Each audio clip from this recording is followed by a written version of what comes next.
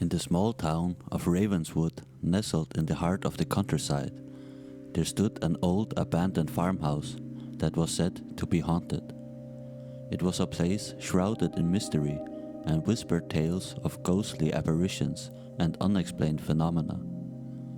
As a paranormal enthusiast, I couldn't resist the allure of investigating such a notorious location. One foggy evening, armed with my camera and voice recorder, I made my way to the farmhouse. The air was heavy with an eerie stillness, and the moon cast an ethereal glow upon the decrepit building. With each step closer, a sense of foreboding washed over me, but I pushed aside my apprehension and pressed onward. As I entered the farmhouse, a chill ran down my spine, and I could feel the weight of unseen eyes watching my every move. Ignoring the unease gnawing at my gut, I began my investigation, wandering through the dimly lit corridors and shadowy rooms. It wasn't long before strange occurrences began to unfold.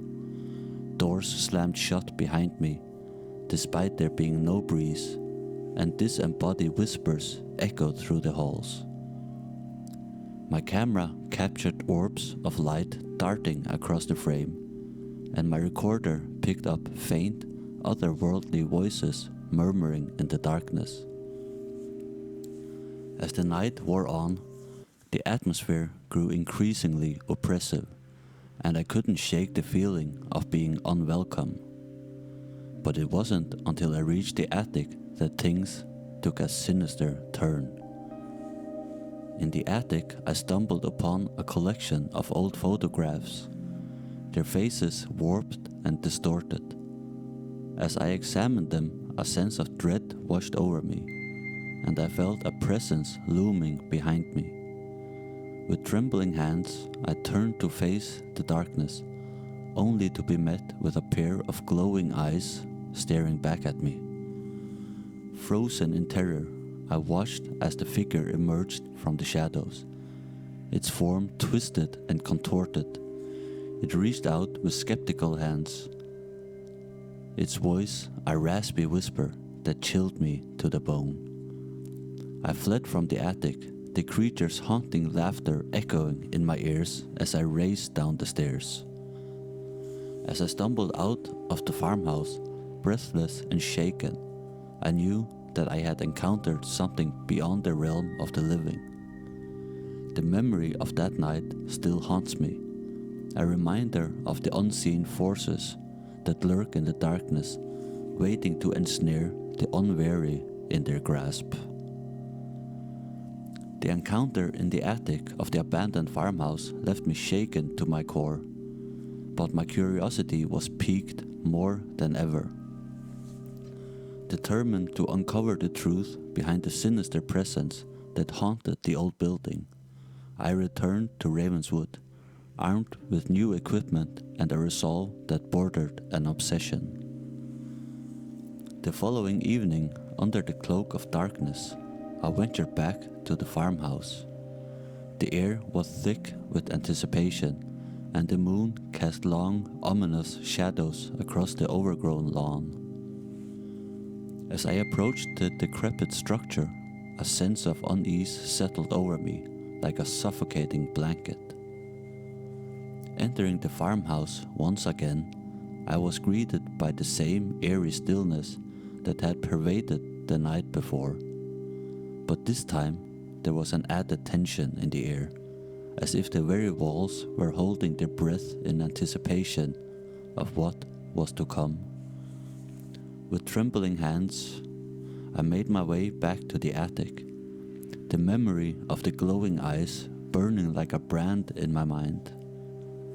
As I reached the top of the stairs, a chill ran down my spine, and I could feel the hairs on the back of my neck standing on end. Bracing myself, I pushed open the door to the attic and stepped inside. The air was thick with dust, and the only sound was the steady rhythm of my heartbeat echoing in my ears.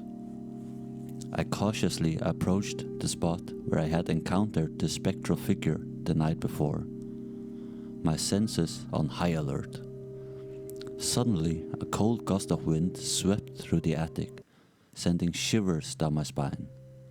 I could feel a presence looming in the darkness, its malevolent energy suffusing the air like a thick fog. With a sinking feeling in the pit of my stomach, I knew that I was not alone. Summoning all of my courage, I called out into the darkness, my voice trembling with fear. "Who are you? What do you want?" I demanded, my words echoing off the walls of the attic. For a moment there was silence, and I began to wonder if I had imagined the whole thing. But then, from the shadows, a voice spoke, low and guttural, sending chills down my spine. "We are the Forgotten Ones," it whispered, its words carrying with them a weight of centuries. Trapped between worlds, doomed to wander these halls for eternity. As the voice spoke, the darkness seemed to coalesce into a swirling mass of shadows, taking on a vaguely humanoid form. I watched in horror as the figure materialized before my eyes, its features twisted and distorted beyond recognition. In that moment, I knew that I had stumbled upon something beyond my comprehension, something ancient and malevolent that defied explanation. With a sense of dread creeping over me, I turned and fled from the attic, the echoes of the creature's laughter following me down the stairs. As I emerged from the farmhouse, gasping for breath and trembling with fear, I knew that I had glimpsed into the darkness that lay beyond the veil of reality. And though I had escaped with my life, I knew that the memory of the encounter would haunt me forever, a constant reminder of the terrors that lurked in the shadows of Ravenswood. But the story doesn't end there. The experience in the farmhouse ignited a curiosity within me that could not be extinguished. Despite the nightmares that plagued my sleep and the lingering sense of unease that followed me wherever I went, I found myself drawn back to Ravenswood time and time again. Each visit brought me closer to unraveling the mysteries of the abandoned farmhouse and the entities that dwelled within its walls. But with each revelation came new horrors, and I soon realized that some secrets were never meant to be uncovered.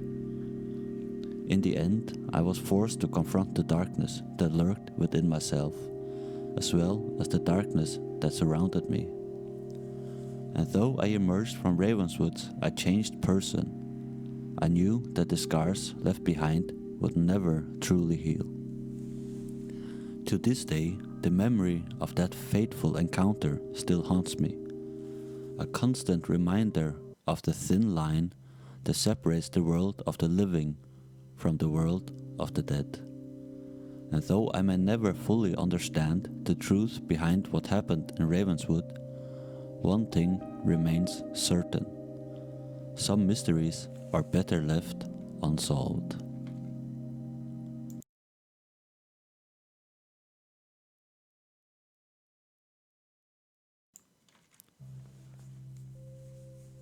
As a curious soul with a penchant for exploration, I often found solace in the solitude of the woods.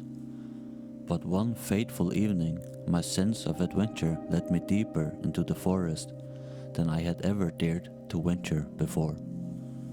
The sun had long since dipped below the horizon, leaving behind a canvas of darkness punctuated only by the faint glow of the moon overhead. Despite the chill in the air and the sense of foreboding that clung to the forest like a shroud, I pressed on, guided by little more than my own curiosity. With each step, the trees seemed to grow taller, their twisted forms looming ominously in the darkness. strange sounds echoed through the underbrush, causing my heart to quicken with fear. But still, I forged ahead, determined to uncover the mysteries that lay hidden within the depths of the forest.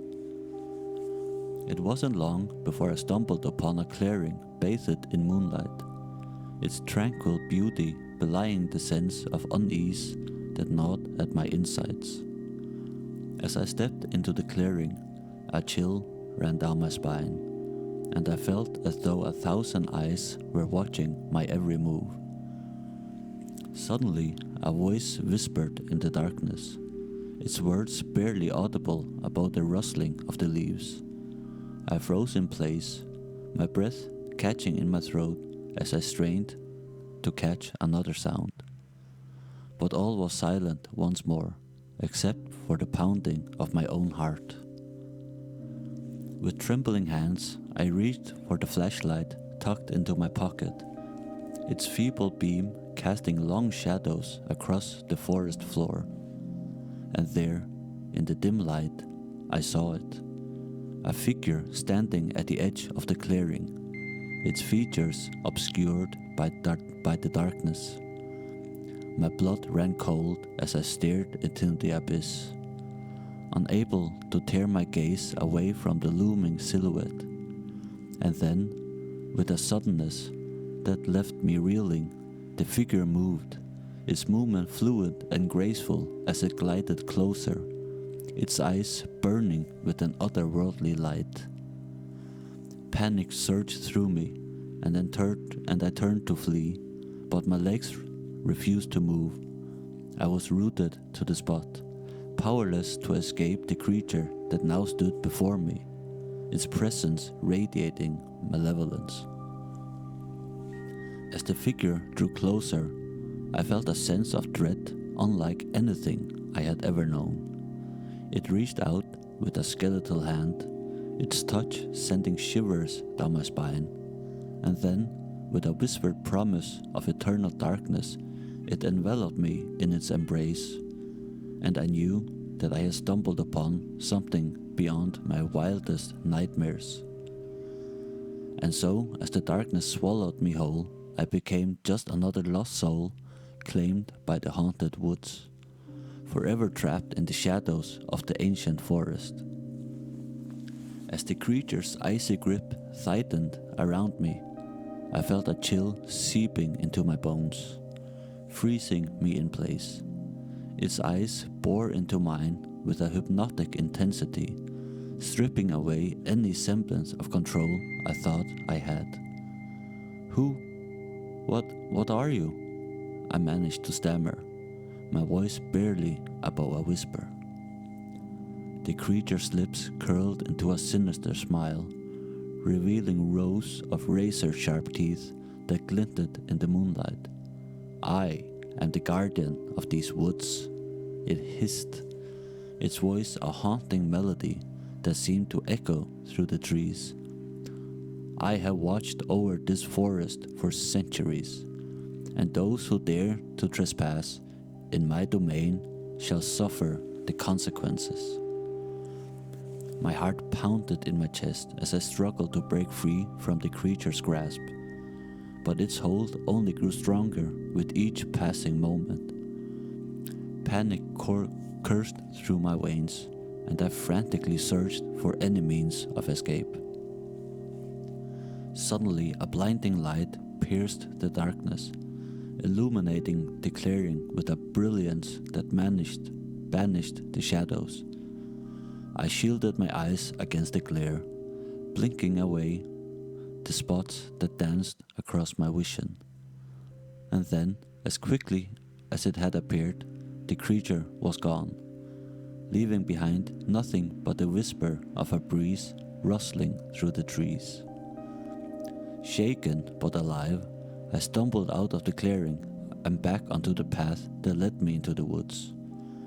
The moon hung low on the sky, casting a soft glow upon the forest floor, as if to guide me on my way. As I emerged from the woods and back into the safety of civilization, I couldn't shake the feeling that I had narrowly escaped a fate worse than death.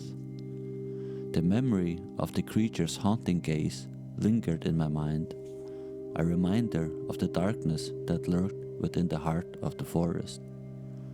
And though I vowed never to venture into those woods again, a part of me knew that the lure of the unknown would always beckon, tempting me to return to the shadows where the true horrors of the world awaited.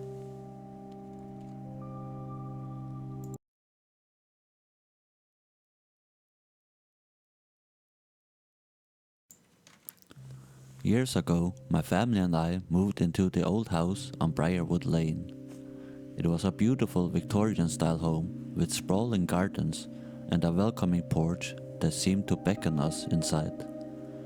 From the moment we stepped foot through the front door, however, I sensed that there was something off about the place. At first, the strange occurrences were easy to dismiss.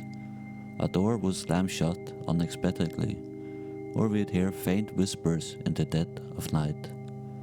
My parents chalked it up to the quirks of an old house, but I couldn't shake the feeling that there was something more sinister lurking within its walls. As the weeks passed, the disturbances grew more frequent and more unsettling. Objects would inexplicably move from one place to another, and the temperature in certain rooms would drop inexplicably, sending shivers down our spines. I began to feel as though we were being watched, a sensation that only intensified as the days went on. One particularly unsettling night, I awoke to the sound of footsteps echoing through the empty halls. Heart pounding, I crept out of bed and followed the sound, my footsteps echoing on the wooden floorboards. As I reached the top of the staircase, I saw something that made my blood run cold. A shadowy figure stood at the end of the hallway, its form shifting and twisting in the darkness. Frozen in terror, I watched as it moved towards me, its eyes gleaming with an otherworldly light. And then, with a suddenness that left me reeling, it vanished into thin air, leaving me alone in the darkness. Shaken but determined to uncover the truth, I began to research the history of the house, hoping to find some explanation for the strange occurrences that plagued us. What I discovered sent chills down my spine. The house had a dark and troubled past, with tales of tragedy and violence stretching back for generations. It was then that I realized that our home was haunted by a poltergeist, a malevolent spirit that delighted in causing chaos and terror. Desperate to rid ourselves of the sinister presence that lurked within the house, my family and I sought out the help of a renowned paranormal investigator. Together, we performed rituals and cleansings, hoping to banish the poltergeist from our home once and for all. And slowly but surely, the disturbances began to fade. The house grew quiet once again, and the sense of unease that had plagued us for so long lifted.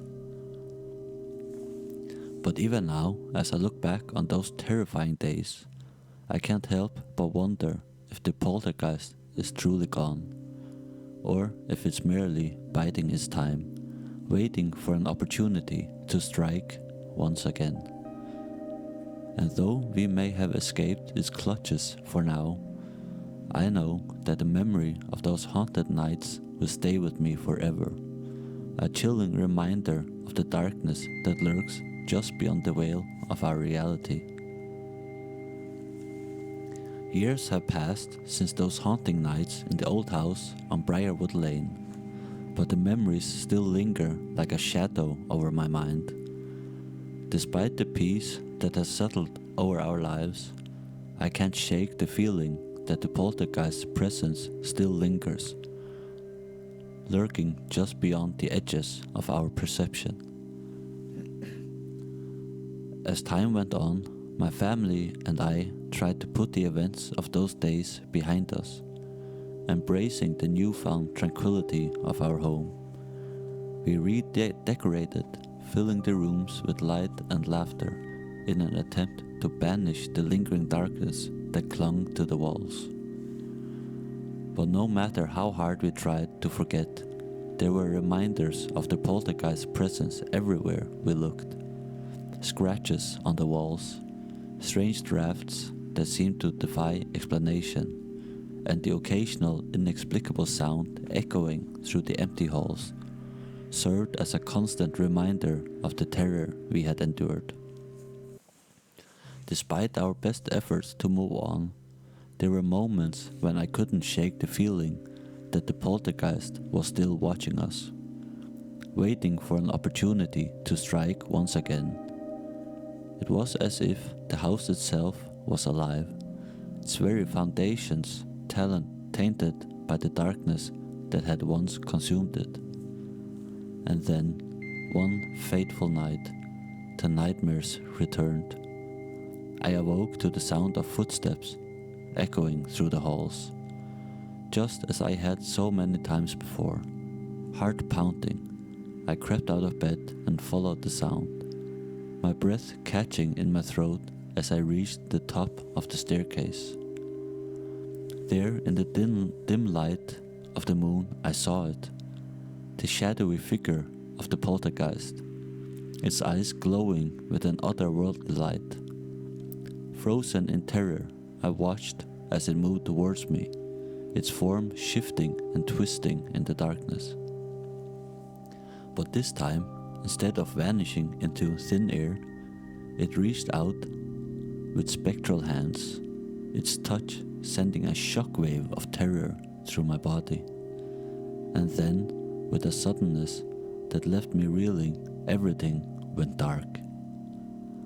When I awoke, it was morning, and the sun was shining brightly through the windows. For a moment, I dared to hope that it had all been a dream, that the poltergeist was nothing more than a figment of my imagination. But as I glanced around the room, I saw the scratches on the walls, the drafts that seemed to defy explanation, and I knew that the nightmare was far from over.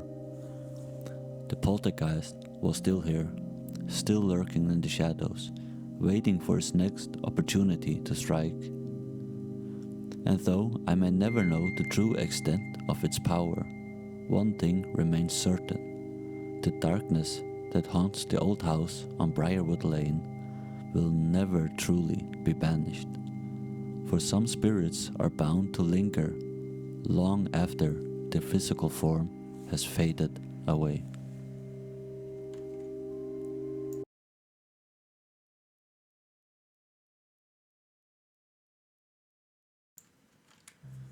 About 2 years ago, I was driving home from a family reunion pretty late at night, and the drive was about 2 hours. I didn't stay the night because I had to be back for work the following day. Most of the drive was on roads with dense bushes and trees on either side. You know, the real creepy ones you see a lot in movies, anyway. I had been driving about 45 minutes, and I was starting to get really tired.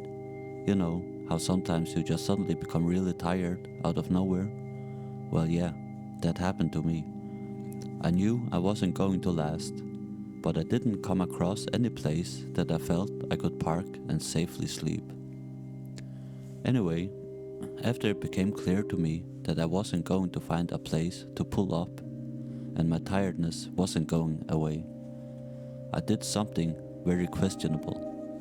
I pulled over to the side of the road onto the grass behind some bushes to try and hide my car from anybody else who was going to come past. The roads weren't empty. I came across another car every few minutes or so. I made a mental note that the time was 11:22, and then I fall asleep. Sometimes later, I was awoken by a scratching sound. I looked at the clock. 11:50. The sound stopped after a few seconds, and because I was still extremely tired, I didn't bother looking around and simply went back to sleep. I was later awoken by the same sound, and it was now 12:40. This time it really freaked me out because the sound didn't stop. The thought ran across my mind that it was just an animal inspecting the car. But why would it return almost an hour after it had left the previous time? I looked in my rearview mirror and just managed to catch a glimpse of something running away into the forest. Now, at the time, I thought it was the damn hook killer. You know, the one that scratched the couple's car and then slaughtered the guy when he got out to investigate. Fuck that, I thought to myself. So I got the hell out of there. There was a bend no more than 100 yards off the road, and as I came around it, there was a fucking parked car off to the side of the road with the driver's side opened. I slowed down just to look to see if anyone was in there. There wasn't. Then I looked in my rearview mirror. I didn't see anything. All of a sudden, this guy comes sprinting around the corner. He starts screaming at me, shouting stuff like, hey you, get the fuck out of your car, now. I noped the fuck out of there and sped off. I never saw the guy again. Moral of the story? Don't fucking sleep on the side of a deserted road.